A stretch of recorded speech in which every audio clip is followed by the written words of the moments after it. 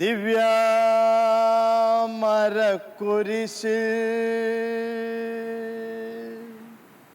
ശത്രുകരത്താൽ മരിച്ച സത്യസ്വരൂപനീശോ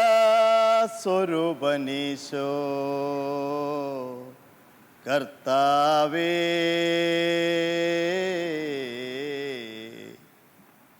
സർവശക്ത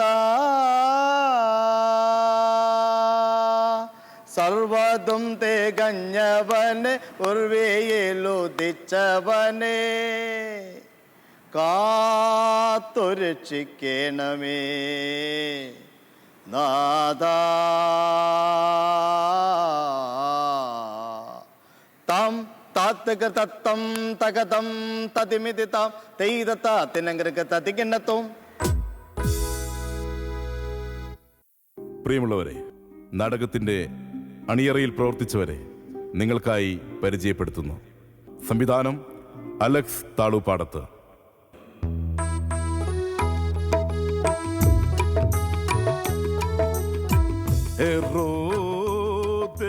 കനത്ത ചുവടുകൾക്കും ഇമ്പമേറിയ താളത്തിനുമപ്പുറം ഒരു ദേശത്തോട് തട്ടിലെ കഥാപാത്രങ്ങൾ സുവിശേഷം പറഞ്ഞിരുന്ന ഇന്നലകൾ.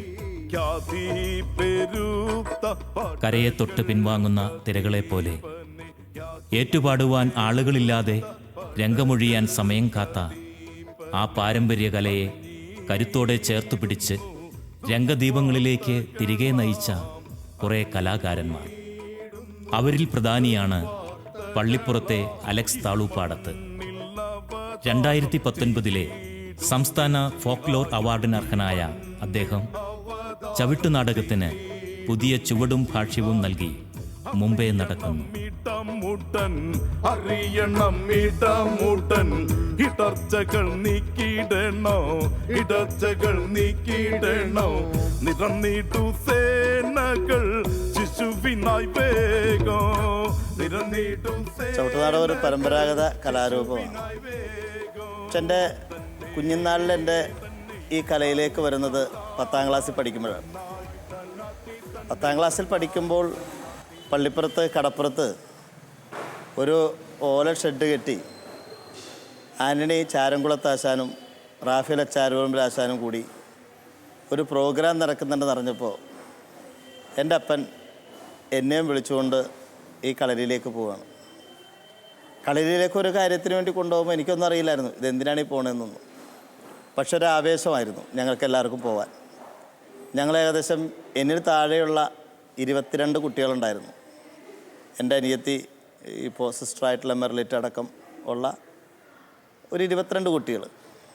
അവരെല്ലാവരും ആ കളരിയിലേക്ക് വരുമ്പോൾ ഒരു വല്ലാത്തൊരു അന്തരീക്ഷമായിരുന്നു ഞങ്ങൾക്ക്. എന്തെന്നില്ലാത്തൊരു താല്പര്യം. എന്തോ പഠിക്കാൻ പോകുന്നു, എന്തോ കളിക്കാൻ പോകുന്നു, എന്തോ മനസ്സിലാക്കാൻ പോകുന്നു. അപ്പോൾ അതിൽ ആ കളരിയിലേക്ക് ചെല്ലുമ്പോൾ ഉണ്ടായിരുന്ന ചിട്ടയാണ് എന്നെ ഏറ്റവും കൂടുതൽ ഇപ്പോൾ ഓർമ്മയിൽ വരുമ്പോൾ സ്വാധീനിച്ചത്. ചെരുപ്പ് പുറത്തിട്ട് ഞാൻ അതിൻ്റെ അകത്തേക്ക് ഞങ്ങളെ കൊണ്ടുപോകുന്നതും, അതും കളിക്കാൻ വരുമ്പോൾ തന്നെ കുളിച്ചൊരുങ്ങി വൃത്തിയായി അവിടെ വരികയും ആ ചെരുപ്പ് പുറത്തിട്ട് അകത്തേക്ക് വന്ന് കളരിയെ ബഹുമാനിക്കുന്നതും, ആശാനെ എന്നെ പഠിപ്പിച്ച ആശാനെ സ്തുതി കൊടുക്കുന്നതും ഒക്കെ എൻ്റെ മനസ്സിലൂടെ വല്ലാത്തൊരു പ്രതീതിയായിരുന്നു, സന്തോഷമായിരുന്നു. അങ്ങനെ ഞങ്ങളൊരു 6-7 മാസം ആ കളരിയിൽ കൂടെ ചേർന്നു. ആ കളരിയിൽ ഏകദേശം 14ഓളം ചുവട് ഞങ്ങളെ പഠിപ്പിച്ചു ആശാൻ. ഓരോ ചുവട് പഠിപ്പിക്കുമ്പോഴും ആശാൻ കൃത്യമായിട്ട് പറഞ്ഞു തരും. അതിനേക്കാളപ്പുറം ആശാൻ എങ്ങനെയാണ് അഭിനയം പഠിപ്പിക്കേണ്ടതെന്ന് കൃത്യമായി ബോധ്യപ്പെടുത്തും. അങ്ങനത്തെ ഒരു കുടുംബാന്തരീക്ഷം നൽകുന്ന രീതിയിലുള്ളൊരു അന്തരീക്ഷം. ഞങ്ങൾക്കൊന്നും അറിയില്ല, പക്ഷേ കൃത്യമായിട്ട് ഞങ്ങളതിൻ്റെ ഭാഗമായിട്ട് മാറി. അത് കഴിഞ്ഞ് ഞാൻ 6 മാസത്തെ ഈ ചുവട് പരിശീലനം കാര്യങ്ങളെല്ലാം കഴിഞ്ഞതിന് ശേഷം 6 മാസം കൊണ്ടാണ് അഞ്ചേലിക്ക എന്ന് പറയുന്ന കാറൽമാൻ ചരിത്രത്തിലെ മനോഹരമായൊരു നാടകം എന്നെ പഠിപ്പിച്ചത്. അതിലേറ്റവും പ്രധാനപ്പെട്ട റോൾദോൻ എന്ന് പറയുന്ന കാറൽമാൻ ചക്രവർത്തിയുടെ മരുമകൻ്റെ റോളാണ്. ആ റോളായിരുന്നു എനിക്ക്. എന്ന് വെച്ചാൽ വീര ഇതിഹാസ പുരുഷനായ ഒരു ചെറുപ്പക്കാരൻ്റെ റോൾ. അപ്പോൾ ഓർക്കണം, 10ാം ക്ലാസ് തുടങ്ങി ഞാൻ തുടങ്ങി താഴേക്കുള്ള 4ാം ക്ലാസ്സിൽ വരെ കുട്ടികളാണ് ഈ വലിയ കഥാപാത്രം ആയിട്ട് അവതരിപ്പിക്കുന്നത്. അപ്പം ഞങ്ങളെ സംബന്ധിച്ചിടത്തോളം നാടകക്കളരി വരാൻ വേണ്ടി കാത്തിരിക്കും. കാരണം ആ ഞായറാഴ്ച ദിവസം ആകാൻ വേണ്ടി കാത്തിരിക്കും. ഞായറാഴ്ച 2 മണിക്ക് തുടങ്ങും, 7 മണി വരെ ഞങ്ങൾക്ക് പരിശീലനമാണ്. അപ്പോൾ ആ ദിവസം ആകാൻ വേണ്ടി ഞങ്ങളെല്ലാവരും കാത്തിരുങ്ങി അവിടെ വരും. അങ്ങനെ ഞങ്ങൾ ഓരോ റോളും മാറി മാറി ഞങ്ങളെ പഠിപ്പിച്ച് ഞങ്ങൾ അരങ്ങേറുന്ന ദിവസമാണ് ഞങ്ങളെ മറക്കാൻ കഴിയാത്ത രീതിയിൽ സന്തോഷം. നാടകം കളിക്കുന്നതും ഞാൻ നേരത്തെ പറഞ്ഞ പോലെ ഈ കടപ്പുറത്ത് തന്നെയാണ്. അപ്പോൾ ആൾക്കൂട്ടം ഇങ്ങനെ നിറഞ്ഞു നിൽക്കുന്നുണ്ട് ചവിട്ടുനാടകം കാണാൻ. കാരണം വലിയ വലിയ ആൾക്കാർ കളിച്ചുള്ള തട്ടിലാണ് ഞങ്ങൾ കളിക്കുന്നത്. വലിയ വലിയ ആൾക്കാർ കളിച്ച് കയ്യടി വാങ്ങിയിട്ടുള്ള സ്ഥലത്താണ് ഈ കൊച്ചു പൈതങ്ങൾ കളിക്കുന്നത്. അപ്പോൾ ഈ ഓരോ സീൻ വരുമ്പോഴും ഒരു പ്രത്യേകതയുണ്ട്. കർട്ടനിട്ട് കഴിയുമ്പോഴേക്കും രംഗത്തേക്ക് വന്ന ആളെ വിളിച്ചിട്ട് കാണികൾക്ക് ഇഷ്ടപ്പെട്ടിട്ടുണ്ടെങ്കിൽ അവർ മാലയിടും. 2 തരത്തിൽ മാലയാണ്. ഒന്ന് ഈ പ്ലാസ്റ്റിക്കിൻ്റെ മാലയും, 2 ഈ നോട്ടുമാലയാണ്. 4 മണിക്കൂറാണ് ഞങ്ങൾ ആ ചവിട്ടുനാടകം കളിച്ചതെന്ന്. 4 മണിക്കൂർ എന്ന് പറഞ്ഞാൽ 7ാമത്തെ രംഗം തുടങ്ങി 27ാമത്തെ രംഗം വരെയും ഒരേപോലെ തട്ടേ കിടന്ന് കളിക്കണം ഞാൻ. പക്ഷേ എനിക്ക് ഒരു ടെൻഷൻ ഉണ്ടായിരുന്നില്ല, ഒരു ഭയം ഉണ്ടായിരുന്നില്ല, ഒരു ക്ഷീണമൊന്നും തോന്നിയിരുന്നില്ല. അത് കളിച്ച് കഴിയുമ്പോൾ ഓരോ സീൻ കഴിയുമ്പോൾ നമുക്ക് സന്തോഷം വരും. കാരണം എന്താണെന്ന് അറിയാമോ, അത്രയ്ക്ക് രസകരമായ ഡ്രസ്സായിരുന്നു. ഇപ്പോഴും ഞാൻ ഓർക്കണ്ട, 1000 രൂപയുടെ ഡ്രസ്സാണ് എൻ്റെ സ്വന്തം അന്നുണ്ടായത്. അതെങ്ങനെയാണ്, ഇവിടെ ഇങ്ങനെ ഈ നെഞ്ചയിലൊക്കെ ചില്ല് പിടിപ്പിക്കും. എൻ്റെ പണവറ്റൻ തുന്നിപ്പിടിപ്പിക്കുന്ന ഡ്രസ്സാണ്. അത് നല്ല കണ്ണഞ്ചിപ്പിക്കുന്നതാണ്. അപ്പം നമ്മൾ രാത്രി നാടകം കളിക്കുമ്പോൾ ഈ ചില്ലിൽ നിന്ന് അവിടെയുള്ള ആൾക്കാരിലേക്ക് ഈ ചില്ലടിച്ചിട്ട് ചില്ലിൻ്റെ വെളിച്ചം അടിച്ചിട്ട് ആളുകളിങ്ങനെ കണ്ണ് മാറ്റുന്നതൊക്കെ നമുക്ക് ഇവിടെ നിന്ന് കളിക്കുമ്പോൾ മനസ്സിലാക്കാൻ കഴിയും. അതൊരു സുഖമുള്ള അനുഭവമാണ്. അപ്പോൾ 1000 രൂപയുടെ ഡ്രസ്സ്, 1000 രൂപ ഏകദേശം 10 ദിവസം കൊണ്ടാണ് ഈ ഡ്രസ്സ് തയ്ച്ചതെന്നാണ് ഞാൻ പിന്നീട് മനസ്സിലാക്കുന്നത്. 10 ദിവസം ഈ പണവട്ടം പിടിപ്പിച്ച്, അതേപോലെ തൊപ്പി, ഈ പേനാച്ചി എന്ന് പറയും, തൂവല് പിടിപ്പിച്ച തൊപ്പിയൊക്കെയാണ്. ഇതൊക്കെ നമ്മൾ വെക്കുമ്പോൾ തന്നെ അറിയാതെ തന്നെ നമ്മൾ വലിയൊരു സംഭവമാണ് നമുക്ക് തന്നെ തോന്നിപ്പോകും. ഈ വലിയ സംഭവമായിട്ട് മാറാൻ കഴിയാവുന്നത് തന്നെ ഈ കുറേ നാളുകൾക്ക് ശേഷം ഇപ്പം മനസ്സിലാക്കുമ്പോൾ ഇത്രയും വലിയ സന്തോഷത്തിലേക്ക് പോകാൻ നമ്മുടെ മാതാപിതാക്കന്മാർ ഇതിലേക്ക് പറഞ്ഞു വിട്ടെന്നുള്ളൊരു സന്തോഷം എൻ്റെ മനസ്സിലുണ്ട്. ഞാൻ ഈ അടുത്തിടെ ചിന്തിച്ചപ്പോൾ ബൈബിളായിട്ട് ചിന്തിച്ച് നോക്കിയപ്പോഴും നമുക്ക് മനസ്സിൽ സന്തോഷം കിട്ടാവുന്ന ഇത്തരം ചെറിയ ചെറിയ നിമിഷങ്ങൾ ഇഷ്ടംപോലെ ഉണ്ടായിട്ടുണ്ട്. പക്ഷെ അത് അറിയാതെ നമ്മുടെ കയ്യിൽ നിന്ന് പോയേക്കാണ്. ഈ സന്തോഷം മതി ജീവിതത്തിൽ അവസാനം വരെ ഒരാൾക്ക് നിലനിർത്താൻ എന്നുള്ളത് ഒരു തിരിച്ചറിവ് എൻ്റെ പിന്നാലെയുള്ള യാത്രയിൽ എനിക്ക് തിരിച്ചറിയാൻ കഴിഞ്ഞിട്ടുണ്ട്. അപ്പോൾ നാടകം കളിക്കുന്നു, ഓരോ നാടകം കളിക്കുമ്പോഴും നമ്മൾ ആൾക്കാർ ശ്രദ്ധിക്കുന്നു, നമ്മളെ സൂക്ഷിക്കുന്നു, നമ്മൾ ആശ്ലേഷിക്കുന്നു, ഇത് കഴിയുമ്പോൾ കൈ തരുന്നു, അവരോടൊപ്പം നിന്ന് ഫോട്ടോ എടുക്കുന്നു. ഇതൊക്കെ അറിയാതെ യാന്ത്രികമായിട്ട് പോയതാണെങ്കിലും ഒരു ബഹുമാനം ആശാന്മാരിലുണ്ടായിരുന്നു. ഞാൻ സത്യം പറയാം, ഇന്ന് ഞാനിപ്പോൾ എനിക്കൊരു 400-ൽ പരം ശിഷ്യന്മാരുണ്ട്. ഈ 400 ശിഷ്യന്മാരുടെ ഇടയിലൂടെ കടന്നു പോകുമ്പോഴും അതിൻ്റെ ഇപ്പോഴത്തെ ലാസ്റ്റ് പിള്ളേരാണ് പറവൂർ ഡോൺ ബോസ്കോയിലെ എൻ്റെ പ്രിയപ്പെട്ട കുട്ടികൾ, മാറിയോസേഫ് പുണ്യവാൻ എന്ന നാടകം പഠിക്കുന്ന ഈ കുട്ടികൾ. ഞാനിപ്പോൾ മനസ്സിലാക്കുന്നൊരു കാര്യം, ഒരാശാന് എത്രത്തോളം സ്നേഹം കൊടുക്കാൻ പറ്റും, പങ്കുവയ്ക്കാൻ കഴിയുമെന്നുള്ളതിൻ്റെ തെളിവാണ്. അന്ന് പണ്ട് കാലത്ത് ആൾക്കാർ പറയും വേറെ പല സാധനങ്ങളൊക്കെ മേടിച്ചു കൊടുത്താണ് ആശാന്മാരെ സന്തോഷിപ്പിക്കുന്നത്. പക്ഷെ ഞങ്ങളുടെ ആശാനെ സംബന്ധിച്ചിടത്തോളം പറഞ്ഞു കേട്ടിട്ടുള്ളതും ജീവിതത്തിൽ ഇത്തരം കലാരൂപം കൊണ്ട് വലിയ മെച്ചമൊന്നും ഉണ്ടായിട്ടില്ല. അവർക്കിത് ആവേശമായിരുന്നു. ഒരു തരത്തിൽ അല്ലെങ്കിൽ മറ്റൊരു തരത്തിൽ ഞാൻ പറയും അതൊരു സുവിശേഷ പ്രഘോഷണം നടത്തി അതിനുവേണ്ടി സമയം ചെലവഴിച്ച ഒരു നല്ല ഗുരുക്കന്മാരോടൊപ്പം നിൽക്കാൻ കഴിഞ്ഞത്. അത് കഴിഞ്ഞ് ഞങ്ങൾ ഇവർ കൊണ്ടുപോകുന്നുണ്ട്, ഈ താറാവ് കുഞ്ഞുങ്ങളെ കൊണ്ടുപോകണ പോലെ ഒരു കൊണ്ടുപോകും ഞങ്ങൾ. ഞാൻ ഇപ്പോഴും ഓർക്കുന്നുണ്ട്, എറണാകുളം ജില്ലയിലെ കുത്തിയതോടെന്ന് പറയുന്ന ഒരു ഗ്രാമത്തിൽ വള്ളത്തിനാണ്, വലിയ വള്ളത്തിന്, കെട്ടുവള്ളത്തിന് ഞങ്ങളെല്ലാവരും കയറ്റി, ഈ ചെറിയ കുഞ്ഞുങ്ങളാണ്, എല്ലാത്തിനെയും കയറ്റി അവിടെ അണിയിച്ചൊരുക്കി റെഡിയാക്കി ഈ പള്ളിയിൽ ചെന്ന് നാടകം കളിക്കും. നാടകം കളിച്ച് തിരിച്ചു വരുമ്പോൾ കിടന്നുറങ്ങും, വണ്ടിക്ക് ഈ വള്ളത്തിൽ കിടന്ന് ഉറങ്ങും.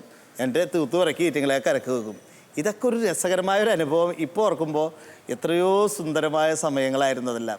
കളരിക്കകത്ത് കയറുമ്പോൾ തന്നെ ബഹുമാനം ആദരവോട് കൂടുന്നു. പിന്നെ ഞങ്ങളെ പ്രാർത്ഥിക്കാൻ പഠിപ്പിക്കും. ആ പ്രാർത്ഥന നമ്മുടെ വീട്ടിൽ കിട്ടുന്ന അതേ പ്രാർത്ഥന അനുഭവം ആശാൻ്റെ. അപ്പോൾ ആശാൻ ഞങ്ങളുടെ ഒരു അപ്പച്ചനായിട്ട് ഞങ്ങൾക്ക് കാണാൻ കഴിഞ്ഞു എന്നുള്ളതാണ്. ആ സ്നേഹവും ബഹുമാനവും ഇന്നും അവർ നമ്മുടെ മൺമറഞ്ഞു പോയെങ്കിലും എനിക്ക് ഈ അടുത്തിടെ ഫോക്ലോർ അക്കാഡമിയുടെ അവാർഡ് കിട്ടിയപ്പോൾ ഞാൻ ആദ്യം എൻ്റെ മനസ്സിൽ സ്മരിച്ചത് ആ മനുഷ്യൻ എനിക്ക് തന്ന ചൈതന്യമാണ്. ആ മനുഷ്യൻ എനിക്കൊരു ചൈതന്യം തന്നില്ലായിരുന്നെങ്കിൽ ഇങ്ങനെ കളിക്കാനും പറ്റില്ല, പഠിപ്പിക്കാനും പറ്റില്ല, ആളുകളുടെ ഇടാൻ പറ്റില്ല. എനിക്ക് ദൈവാനുഗ്രഹം കിട്ടിയിട്ടുള്ള അങ്ങനെ കുറേ അനുഗ്രഹങ്ങൾ അത് ഇത്തരം ഇടപെടലിലൂടെ അന്ന് മനസ്സിലായില്ലെങ്കിലും പിന്നീട് ഞാനതിൻ്റെ ഓർമ്മപ്പെടുത്തലിൽ എനിക്ക് തിരിച്ചറിയാൻ കഴിയുന്നത് ഈ സ്നേഹമൊക്കെ ദൈവം നമുക്ക് ദാനമായി തന്നിട്ടുള്ള ഒരു അനുഭവമാണെന്നുള്ള തിരിച്ചറിവ്.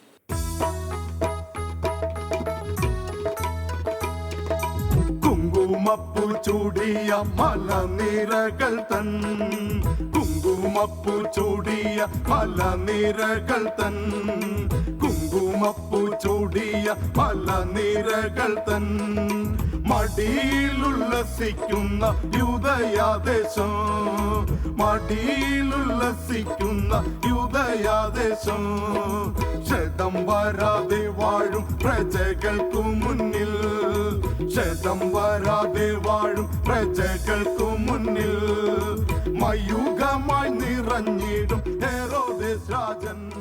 1986 POCയിലേക്ക് ഒരു വർഷത്തെ ദൈവശാസ്ത്ര പഠന കോഴ്സ് താമസിച്ച് കോഴ്സ് ചെയ്യാൻ വേണ്ടി എന്നെ വിളിക്കപ്പെട്ടു. എൻ്റെ ജീവിതത്തിലെ ഏറ്റവും വലിയൊരു എന്നെ തിരിച്ചറിഞ്ഞ, ഞാൻ എന്തായിരിക്കണമെന്ന് തിരിച്ചറിഞ്ഞ ഒരു വലിയ ഒരു ദൗത്യം അവിടെ നിന്ന് പഠിക്കുകയായിരുന്നു. ഇപ്പോഴത്തെ കർദിനാൾ ആലഞ്ചേരി പിതാവും ബഹുമാനപ്പെട്ട സേവ്യർ കുടിയാംജീരച്ചനും ഇപ്പോഴത്തെ കൊച്ചി രൂപതയുടെ ബിഷപ്പ് ജോസഫ് കരിയിലച്ചനുമൊക്കെ ഒരു വർഷം കൊണ്ട് എന്നെ ഞാനെന്ന് പറയുന്ന വ്യക്തിയിലെ കഴിവുകളെ തിരിച്ചറിഞ്ഞ് വളർത്തി വലുതാക്കി എന്ന് ഞാൻ പറയും. ഒരു വർഷത്തെ POCയിലെ പഠനം എനിക്ക് സമ്മാനിച്ചത് എന്തായിരിക്കണം ഞാനെന്നുള്ള ഒരു ഓട്ടമാണ് എനിക്ക് തന്നത്. അവിടെയാണ് അഞ്ജലിക്ക നാടകം ഞാൻ കളിക്കാൻ ഒരവസരം കിട്ടിയപ്പോൾ ഇവിടെ നിന്ന് ടീമിനെ കൊണ്ടുപോയി അവിടെ നാടകം കളിപ്പിച്ചു. ഞങ്ങൾ POCയിൽ ചരിത്രത്തിൽ ചവിട്ട് നാടകം തുടങ്ങുന്നത് അവിടെ നിന്നാണ്. പക്ഷെ അവിടെ വെച്ച് എനിക്ക് തോന്നിയൊരു തോന്നൽ, എൻ്റെ വളർച്ച, എൻ്റെ പഠിച്ചതെല്ലാം ഞാൻ സുവിശേഷമാണ് പഠിച്ചത്. എല്ലാ സുവിശേഷങ്ങളെക്കുറിച്ച് കാച്ചിക്കുറുക്കി അവർ പഠിപ്പിച്ചിട്ടുണ്ട്. ആ പഠിപ്പിച്ചത് ഏതൊരു തരത്തിലായിരിക്കണം ഞാൻ പ്രഘോഷിക്കേണ്ടതെന്ന് പലതരത്തിലൂടെ ആലോചന നടത്തി, പല വഴികളിലൂടെ പോയി, ക്യാമ്പുകളിലൂടെ പോയി. അവസാനം എൻ്റെ മനസ്സിൽ തോന്നിയൊരു ചിന്ത, എന്തുകൊണ്ട് കലയിലൂടെ ഇത് കൊടുത്തുകൂടാ? ഞാൻ പഠിച്ചൊരു കല എൻ്റെ കയ്യിലുള്ളപ്പോൾ അത്യാവശ്യം നല്ലോണം പ്രസംഗിക്കുവാൻ, ക്ലാസ് എടുക്കുവാൻ ഒക്കെ തൻ്റെ ഇടം കിട്ടിയപ്പോൾ അവിടെ നിന്ന് കിട്ടിയ പരിശീലനം അത് വേറൊരു തരത്തിൽ ഉപയോഗിക്കണമെന്ന് ആലോചിച്ച് ഞാൻ ചവിട്ടുനാടകത്തെ അതിൻ്റെ ഒരു ഉപകരണമാക്കി മാറ്റി. എന്തുകൊണ്ടാണ് ചവിട്ടുനാടകത്തെ ഉപകരണമാക്കി മാറ്റിയത്? കാരണം ഒന്ന്, ഞാൻ ചെറുപ്പത്തിലെ പഠിച്ചൊരു കല. രണ്ടാമത്, ഞാൻ അതിനെക്കുറിച്ച് പഠിച്ചപ്പോൾ അവിടെ വെച്ച് ഒരു പ്രബന്ധം എഴുതിയത് തന്നെ ചവിട്ടുനാടകത്തെക്കുറിച്ചാണ്, എൻ്റെ തീസിസിൻ്റെ ഒരു ഭാഗമായിട്ട്. അപ്പോൾ എനിക്കത് കുറച്ചും കൂടി ഇതൊരു ക്രൈസ്തവ കലയാണ്. എന്തുകൊണ്ട് ഈ കല മിഷണന്മാരിവിടെ കൊണ്ടുവന്ന് ഈ പാശ്ചാത്യ ഒപ്പേറയും നാട്ടിലെ സംസ്കാര കലാരൂപമായ കഥകളിയും കൂടിയാട്ടവും കളരിപ്പയറ്റും ഒക്കെ ചേർന്നുകൊണ്ട് അവർക്ക് ഒരു സുവിശേഷ പ്രഘോഷണം നടത്താൻ അന്ന് ശ്രമിച്ചെങ്കിൽ എന്തുകൊണ്ട് അത് പഠിച്ച ഒരാളെന്ന നിലയിൽ അതിനൊരു പുതിയ ഭാവവും രൂപവും കൊടുത്ത് പഠിപ്പിച്ചുകൂടാ എന്നൊരു ചിന്ത എൻ്റെ മനസ്സിലേക്ക് വന്നു. അങ്ങനെയാണ് ഞാൻ ചവിട്ടുനാടകത്തിന് പുതിയൊരു ഭാവത്തിലേക്ക് എത്തിക്കാൻ ശ്രമിക്കുന്നത്. ആരവിടെ? പ്രഭു കൽപ്പിച്ചാലും നീ ചെന്ന് യൂദയാ മന്ത്രി ബിൽദാദിനെ കൂട്ടിവരും. കൽപ്പന പോലെ.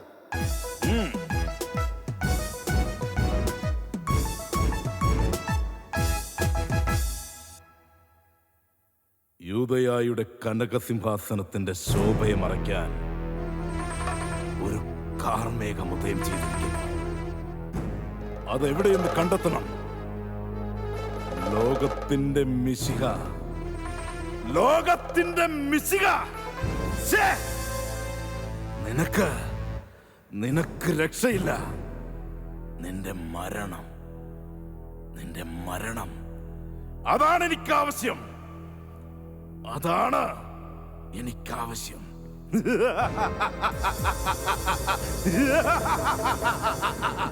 മിശിഹ.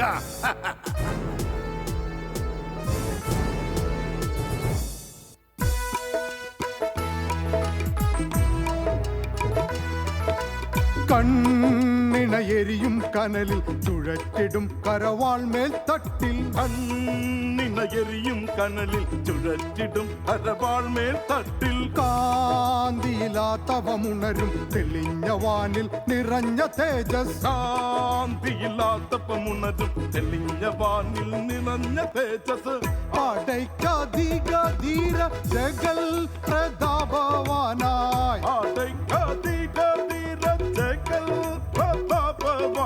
വണങ്ങിടും മരുമകൾക്കാശ്രയമായി വൈരികൾ കന്തകനായി വിലസിടും വണങ്ങിടും മരുമകൾക്കാശ്രയമായിട്ടും വൈരികൾ കന്തകനായി വിലസിടും ആദ്യമായിട്ട് ഞാൻ ചവിട്ടുനാടകത്തിൻ്റെ ദാവീദും ഗോലിയാത്തും ദാവീദും ബത്ശേബയും എന്നൊരു നാടകം, ഇത് രണ്ട് ചവിട്ടുനാടകമാണ്. ഇത് റാഫേൽ എച്ചാലുപറമ്പിൽ എന്ന് പറയുന്ന പ്രഗത്ഭനായ എഴുത്തുകാരൻ എഴുതിയ മനോഹരമായ ഒരു ദൃശ്യ ശ്രാവ്യ മാധ്യമമാണ്. ആ ചവിട്ടുനാടകം ഈ കാലഘട്ടത്തിലെ ആളുകൾക്ക് യോജിക്കാവുന്ന തരത്തിൽ എങ്ങനെ ഇത് കൈകാര്യം ചെയ്യാൻ പറ്റും എന്നാലോചിച്ച് എൻ്റെ അടുത്ത ഒരു സുഹൃത്ത് സന്ധ്യാവ് പള്ളിപ്പുറവും, അദ്ദേഹം ഒരു നാടകക്കാരനാണ്, അദ്ദേഹം ഞാനും കൂടി കൂടിച്ചേർന്ന് ആലോചിച്ച് നമുക്കിതിന് ഒരു പുതിയൊരു മുഖത്തിലെത്തിക്കണം. അപ്പം അദ്ദേഹത്തിൻ്റെ നാടകീയ മുഹൂർത്തം എൻ്റെ ശരീരത്തിലേക്ക് മനസ്സിലേക്ക് വരികയും ഞാൻ പഠിച്ചിട്ടുള്ള ഭാഗങ്ങളും എൻ്റെ സുവിശേഷ പാഠഭാഗങ്ങളും ഒക്കെ ഇതിനെ എങ്ങനെ മാറ്റാൻ കഴിയുമെന്ന് ആലോചിച്ചപ്പോഴാണ് ഞങ്ങൾ രണ്ടുപേരും കൂടി ഇരുന്ന് ആലോചിച്ച് ഒരു പുതിയ ഒരു നാടകത്തിന് രൂപം കൊടുത്തു.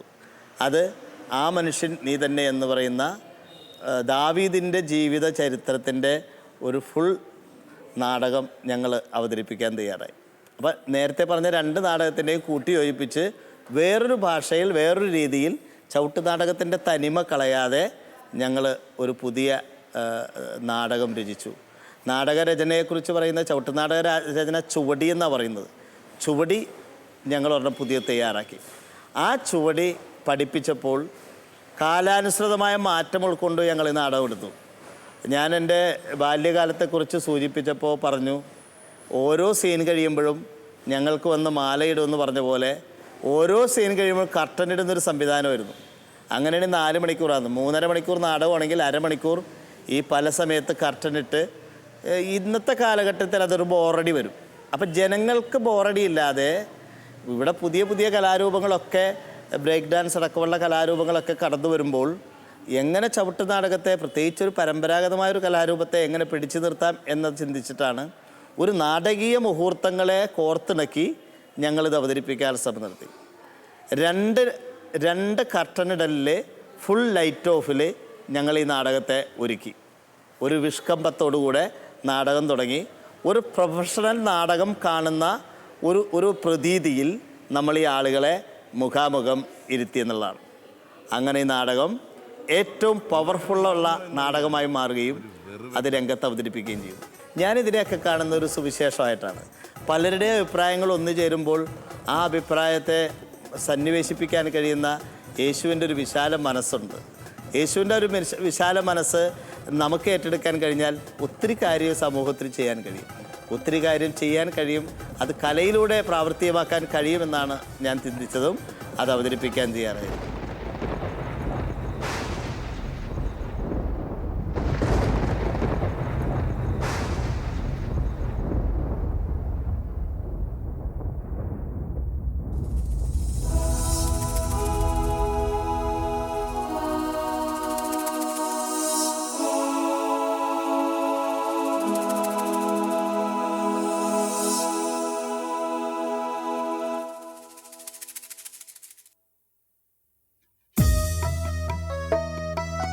ദിവ്യരൂപമായി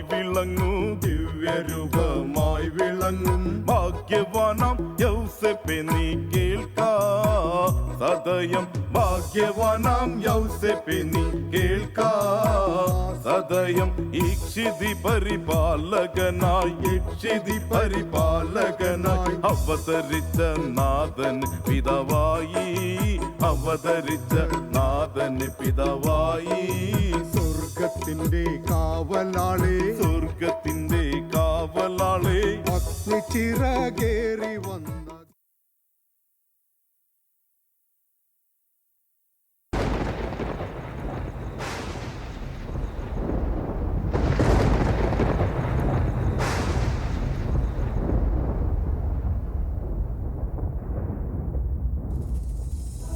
ഞാൻ സാധാരണ ഒരു ക്ലാസ് ഒരു ചവിട്ടുനാടകം പഠിപ്പിക്കുന്ന ഒരു ഒരാൾ എന്ന നിലയിലല്ല ഞാൻ സാധാരണ കാണുന്നത്. അതെൻ്റെ കുട്ടികളോട് ഇടപെടുമ്പോൾ മനസ്സിലാകുന്നു. ഞാനൊരു മതാധ്യാപകൻ കൂടിയാണ്. PUSൽ പഠിച്ച ആളെന്ന നിലയിൽ 30 വർഷമായി മതാധ്യാപനം നടത്തുന്ന ഒരാളാണ്. അതേപോലെ തന്നെ ഈ എൻ്റെ സുവിശേഷ പ്രഘോഷണം സാമൂഹ്യ പ്രവർത്തന മേഖലയിലേക്കാണ് ഞാൻ കടന്നുപോയത്. അത് ഒരു സോഷ്യൽ സർവീസ് സൊസൈറ്റിയിൽ 30 വർഷത്തെ സർവീസ് ചെയ്ത ആളാണ്. എന്തിനേക്കാൾ പറയുന്നു, എന്നെ ഞാനാക്കിയ എൻ്റെ യുവജന പ്രസ്ഥാനം KCYM-ൻ്റെ സംസ്ഥാന വൈസ് പ്രസിഡന്റ് വരെ ആകാനുള്ള ഭാഗ്യം കിട്ടി. കേരളത്തിൽ അങ്ങോളം ഇങ്ങോളം രൂപതകളിലെ യുവജനങ്ങളുടെ ഇടയിലേക്ക് വർത്തമാനം പറയാൻ ഇടപെടാൻ കഴിയുമ്പോഴൊക്കെ എൻ്റെ ഉള്ളിൽ ഒരു ആശയം നമ്മൾക്ക് മറ്റുള്ളവരിലേക്ക് പങ്കുവയ്ക്കാൻ കഴിയുന്ന അത് ഏതൊക്കെ രീതി ഉപയോഗിക്കാൻ കഴിയുമോ അതൊക്കെ ഉപയോഗിക്കാൻ ഞാൻ ശ്രമിച്ചിട്ടുണ്ട്. ആ ശ്രമം ഒരു പ്രയാസവും കൂടാതെ അവതരിപ്പിക്കാൻ കഴിഞ്ഞിട്ടുണ്ട്. അതുകൊണ്ട് തന്നെയാണ് ചവിട്ടുനാടകത്തെ ഞാൻ ഒരിക്കലും എൻ്റെ മനസ്സിൽ തള്ളിക്കളയാൻ തോന്നാത്തത്. അപ്പോൾ സുവിശേഷ പ്രഘോഷണത്തിന് നമുക്ക് കിട്ടുന്നൊരവസരം അത് ഏത് മേഖലയാണെന്ന് ആരും പറഞ്ഞു തരില്ല. തമ്പുരാൻ നമ്മുടെ തലയിൽ അത് വരച്ച് വെച്ചിട്ടുണ്ട്. തമ്പുരാൻ കൃത്യമായിട്ട് നമ്മുടെ ഇടയിൽ ഇടപഴകി നമ്മളെ ബോധ്യപ്പെടുത്തും. ആ ബോധ്യപ്പെടുത്തൽ ഏറ്റെടുക്കുന്നിടത്താണ് സുവിശേഷം ജനിക്കുന്നത്. ഈ സുവിശേഷ പ്രഘോഷണം അത് ഒരു പരിധിവരെ ഞാൻ ഏറ്റെടുത്തുന്നൊരു സന്തോഷവും അഭിമാനവും എനിക്കുണ്ട്. അതുകൊണ്ട് തന്നെയാണ് ഈ കലയെ നിലനിർത്താൻ ഒരു ശ്രമം. അതുകൊണ്ടായിരിക്കണം ഈ യൗസേപ്പ് പിതാവിൻ്റെ വർഷമായിട്ട് ആചരിക്കുന്ന ആഗോള കത്തോലിക്ക സഭ ആചരിക്കാൻ പറഞ്ഞിരിക്കുന്ന ഈ സമയം ഒരു ദൈവനിവേശിതം പോലെ ബഹുമാനപ്പെട്ട ഡോൺ ബോസ്കോയിലെ ജോഷി അച്ഛൻ എന്നെ വിളിക്കാനും ആ 10 പിള്ളേരിലൂടെ അത് കേരളത്തിൽ എല്ലായിടത്തേക്കും ഈ സന്ദേശം പങ്കുവയ്ക്കപ്പെടാൻ കഴിയുമെന്നുള്ള ഒരു വിശാലത ഇന്ന് വന്നിട്ടുണ്ട്. നിധിമാനായി വണ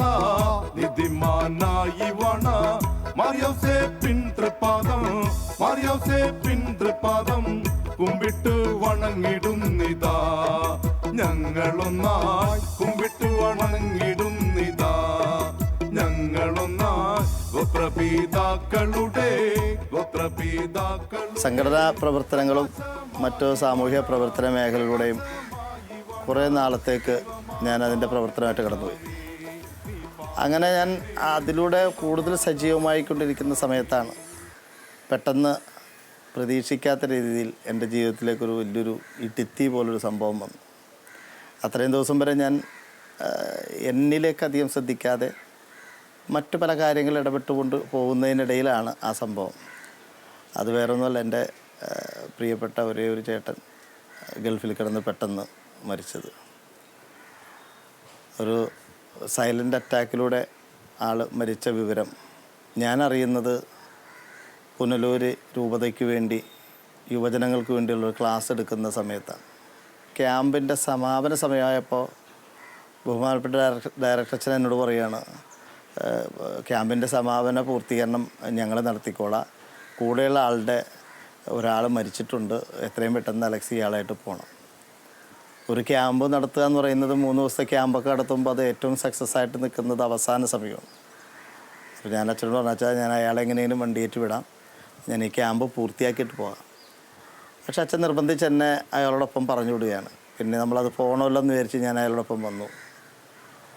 അപ്പോൾ ഞാൻ അങ്കമാലിയിലെത്തിയപ്പോൾ എന്നെ കാറുമായിട്ട് കാത്തു നിൽക്കുന്നത് എൻ്റെ അപ്പച്ചൻ്റെ ചേട്ടൻ്റെ മകനാണ്. വണ്ടിയിൽ എടുത്ത് കൊണ്ടുവന്നു. അപ്പോൾ ഞാൻ പറഞ്ഞു നമുക്ക് അവൻ്റെ വീട്ടിലേട്ടല്ലേ പോകേണ്ടത് എന്ന് പറഞ്ഞപ്പോൾ അല്ല, നമുക്ക് നമ്മുടെ വീട്ടിലേക്ക് പോകാം, വീട്ടിലൊരു സംഭവം ഉണ്ടായിട്ടുണ്ട്. അത്രയും നേരം വരെ ഞാൻ അവനെ ചിരിപ്പിക്കാനും അവരെ സന്തോഷിപ്പിക്കാനും അവനെ വിഷമിപ്പിക്കാതിരിക്കാനുള്ളൊരു ശ്രമം നടത്തിക്കൊണ്ടിരിക്കുന്നു. എന്നിടയിലാണ് അങ്കമാലിയിൽ വെച്ച് ഏട്ടനോടുള്ള യാത്രയിൽ വെച്ച് പെട്ടെന്ന് എന്നോട് ഇങ്ങനൊരു കാര്യം എൻ്റെ വല്യപ്പൻ്റെ മോൻ പറയുന്നത്. അതെനിക്ക് ഒരിക്കലും താങ്ങാൻ പറ്റാത്തൊരവസ്ഥയാണ്. അത് എന്നെ വീട്ടിലെത്തിച്ചിട്ട് കരയണോ ബാക്കി എന്താ പറയേണ്ടതെന്നറിയാൻ പാടില്ലാത്തൊരു വല്ലാത്ത അവസ്ഥ. അതുമാത്രമല്ല, അതിനെ തുടർന്നുണ്ടായ ദിവസങ്ങൾ അതാണ് കൂടുതൽ പ്രതിസന്ധിയിലേക്ക് എത്തിയത്. വീട്ടിൽ പ്രായമായ എൻ്റെ അമ്മയും ചേട്ടത്തിയും 3 ആൺപിള്ളേരുമാണ്.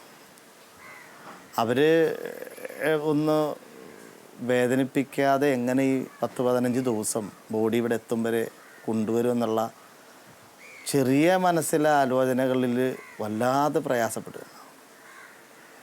ദൈവാനുഗ്രഹവും ദൈവത്തിൻ്റെ ഇടപെടലും എനിക്ക് തോന്നുന്നു ഞാനിങ്ങനെ ഇറങ്ങി നടന്നതുകൊണ്ടാവണം എനിക്ക് 10 ദിവസം അത് താങ്ങി നിർത്താൻ കഴിഞ്ഞെന്നുള്ളതാണ്. ഇഷ്ടംപോലെ ആൾക്കാരുടെ സഹകരണം ഉണ്ടായിരുന്നു. 10 ദിവസം ഈ ബോഡി എത്തും വരെ അത് മനസ്സിൽ താങ്ങി അവരെ സന്തോഷിപ്പിക്കുകയും അവർക്ക് വേണ്ടി എല്ലാ സൗകര്യങ്ങളും കൊടുത്ത് ഒരു ദിവസം പോലും അവരുടെ വീട്ടിലൊരു ശാന്തത ഇല്ലാത്ത, അവർക്കൊരു അസ്വസ്ഥതയുള്ള ഒരു മുഖം ഞാൻ കാണിച്ചിട്ടില്ല. എന്നാൽ അതെല്ലാം കഴിഞ്ഞ് ഞാനിവിടെ വന്ന് ഒറ്റക്ക് നിന്ന് വല്ലാതെ വിഷമിക്കുന്നു, വല്ലാതെ പ്രയാസപ്പെടുന്നു. അവസാനം ഗത്യന്തരമില്ലാതെ ഞാൻ എൻ്റെ ഭാര്യയോട് അവസാനം 5-ാം ദിവസം ഈ വിവരം പറയുകയും അത് അയാളൊരു സപ്പോർട്ടോടുകൂടി ഞാൻ പതുക്കെ യാത്ര മുന്നോട്ട് പോയപ്പോൾ 10-ാമത്തെ ദിവസം അതും എന്നെക്കൊണ്ട് തന്നെ ഈ വിവരം എൻ്റെ അമ്മനെയും എൻ്റെ ചേട്ടത്തിനെയും ഒക്കെ അറിയിക്കേണ്ട ഒരവസ്ഥ വന്നു. അന്ന് തുടങ്ങി ബോഡി വന്ന് ആ സംഭവങ്ങളെല്ലാം കഴിഞ്ഞതിന് ശേഷം പിന്നീട് അവരുടെ എല്ലാവരുടെയും ഉത്തരവാദിത്തം പൈസ കൊണ്ടല്ലെങ്കിലും മനസ്സുകൊണ്ടും അവരുടെ കൂടെ നിൽക്കേണ്ട ബാധ്യത എൻ്റെ കയ്യിലായി. ഒരിക്കലും നഷ്ടമായിട്ട് എനിക്ക് തോന്നിയിട്ടില്ല. കാരണം അത് നമ്മൾ ചെയ്യേണ്ട കടമയാണെന്നും നമ്മുടെ ഉത്തരവാദിത്വമാണെന്നുള്ളൊരു തിരിച്ചറിവിൽ കൂടെ കൂട്ടുകയാണ് ചെയ്തത്. കഴിഞ്ഞ 16 വർഷമായിട്ട് ആ ദൗത്യം ഇപ്പോഴും തുടർന്നുകൊണ്ടിരിക്കുകയാണ്. നമ്മുടെ ജീവിതത്തിൽ പ്രതിസന്ധികളും പ്രതിബന്ധങ്ങളും ഇങ്ങനെ നിരന്തരം ഇങ്ങനെ വന്നുകൊണ്ടിരിക്കും. ആ പ്രതിസന്ധിയും ഒക്കെ വരുന്നത് ഒരിക്കലും നമ്മളെ തളർത്താനല്ലെന്നുള്ള തിരിച്ചറിവും ബോധ്യവും ഉണ്ടാകാനും നമ്മളൊന്ന് തിരുത്താൻ, നമ്മളെ തന്നെ ഒന്ന് പ്രാപ്തമാക്കാൻ, നമ്മൾ എന്തോ ആണെന്ന് തിരിക്കാനല്ല, നമ്മളൊന്നുമല്ല. പക്ഷെ ഈശോ വിചാരിച്ചാൽ, തമ്പുരാൻ വിചാരിച്ചാൽ നമുക്ക് എന്തും ചെയ്യാൻ കഴിയുമെന്നുള്ള ഒരു തിരിച്ചറിവ് ഇതിലൂടെ എനിക്കുണ്ടായി. അതേപോലെ തന്നെ ഈ കലാരൂപം എങ്ങനെയൊക്കെ വർത്തമാനം പറഞ്ഞ് ഞാൻ പോയാലും അവസാനം കലയുടെ അവസാനത്തേക്ക് ചവിട്ടുനാടകത്തിൽ ഞാൻ എത്തിച്ചേരുന്നു എന്നുള്ളത് ഏറെ പ്രത്യേകതയാണ്. അപ്പോൾ ഈ സുവിശേഷവൽക്കരണം പാശ്ചാത്യ മിഷനന്മാർ തീരപ്രദേശത്തു കൂടെ കടന്നു വന്ന് ഇവിടെയുള്ള ലോകത്തുള്ള മുഴുവൻ ആളുകളെയും ഒന്ന് ചേർത്ത് കല പഠിപ്പിക്കുന്നതിനേക്കാളപ്പുറം ഒരു സംസ്കാരം പഠിപ്പിക്കുകയും ഒരു ഇടപെടൽ നടത്തുകയും ഒരു ബന്ധങ്ങൾ സൃഷ്ടിക്കുകയും ചെയ്തിട്ടുള്ള ആ സംസ്കാരത്തെ മറ്റൊരു രൂപത്തിൽ ഭാവത്തിലും ചെയ്യാനുള്ള സമയം തമ്പുരാൻ ഇന്ന് വരെ തരുന്നു എന്നുള്ളതാണ് ഏറെ സന്തോഷം. അതിൽ ഞാൻ അഭിമാനം കൊള്ളുന്നു, ഏറെ പ്രാപ്തമാവുന്നു. നിരന്തരം പ്രാർത്ഥിക്കും ഈ കാര്യത്തിന് വേണ്ടി. എൻ്റെ ജീവിതത്തിൽ പ്രാർത്ഥനയുടെ ഒരംശം തമ്പുരാൻ തന്നിട്ടുണ്ട്. അതിന് സഭ തന്നിട്ടുള്ള സംവിധാനങ്ങളും സൗകര്യങ്ങളും പരമാവധി ഉപയോഗിക്കും. ഈ വർഷവും ഞാൻ കാറ്റഗിസം ക്ലാസ് എടുക്കുന്നുണ്ട്, ഇപ്പോഴും ഞാൻ ക്ലാസ് എടുക്കുന്നുണ്ട്. അത് കാരണം ഈ പ്രഘോഷണത്തിൽ ഒരിക്കലും നമുക്ക് മാറ്റി നിർത്താൻ കഴിയാത്ത രീതിയിൽ അതിൽ വേറിട്ട ചിന്താഗതിയുള്ള ഇത്തരം കലയിലൂടെ ഞാൻ മറ്റുള്ളവരിലേക്ക് പങ്കുവയ്ക്കാനാണ് ശ്രമിച്ചുകൊണ്ടിരിക്കുന്നത്. മംഗളം ഇക്കല സദസ്സിൽ വന്നോരത്രയും പേർക്കും, ഇക്കല സദസ്സിൽ വന്നോരത്രയും പേർക്കും ഇക്കലകാരൊത്തു ചേർന്നൊരെളിയ മംഗളം, ഇക്കലകാരൊത്തു ചേർന്നൊരെളിയ മംഗളം, ഇക്കലകാരൊത്തു ചേർന്നൊരെളിയ മംഗളം, ഇക്കലകാരൊത്തു ചേർന്നൊരെളിയ മംഗളം. കൃതികിത്താം തെയ്തത്താം തകതക തികതകത്ത തിമൃതത്തകിനത്വം തിമൃതത്തകിനത്വം തതിന്തകത്തൈ.